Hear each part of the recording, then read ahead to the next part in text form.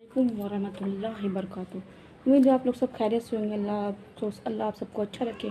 अपने महबूब के सदक़े में आप सबको नमाज के दीन की दौलत से नवाजे। आमीन सुम्मा आमीन या रब्बल आलमीन।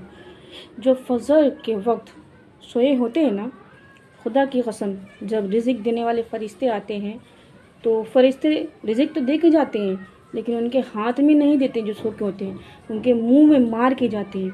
अब वो रिज़िक किस तरह का हुआ, जब आपके मुंह में फ़रिश्ते मार के जा रहे हैं तो वो जो फ़रिश्ते आपके रिज़िक, जो आपका बरकत वाला रिज़्क है, वो मार के जा रहे हैं मुंह में।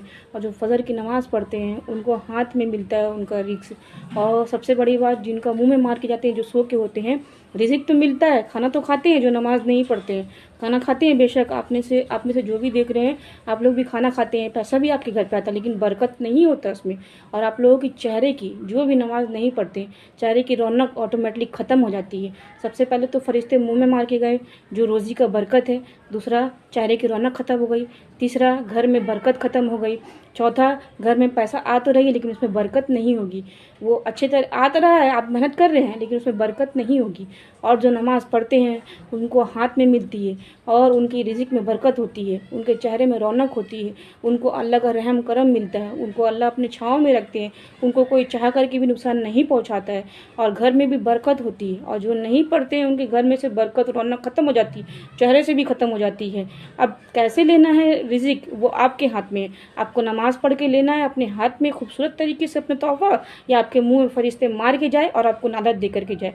ये आपके हाथ में फ़ैसला, और आपको डिसाइड करना है कि नमाज़ पढ़ना है या नहीं पढ़ना है। और नमाज़ सबसे पहले, मरने के बाद नमाज ही इस हिसाब होगा। याद रखिएगा, कान खोल करके सुन लीजिए, सबसे पहले हिसाब होगी तो नमाज की होगी।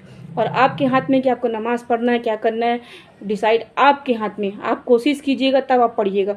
आप बोलिएगा मैं उठ नहीं रही हूँ, सबसे पहला बहाना तो ये होता है लड़का और लड़की दोनों का, मैं जवान हूँ, मैं नहीं पढ़ूंगी, मुझे नींद नहीं टूटती। तो ये बहाना छोड़ दीजिए, ये बहुत पुराना बहाना हो गया है।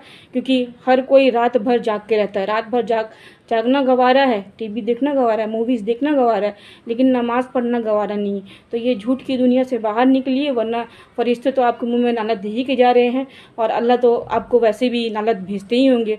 तो अपना रिज़िक, अपना तोहफ़ा अपने हाथ में कैसे आपको कबूल करना है, वो अपना ये मेले में घूमना, शॉपिंग करना और वगैरह वगैरह करना, इससे बेहतर है कि जो नेक काम है उसमें अपनी ज़िंदगी को मुब्तला कीजिए।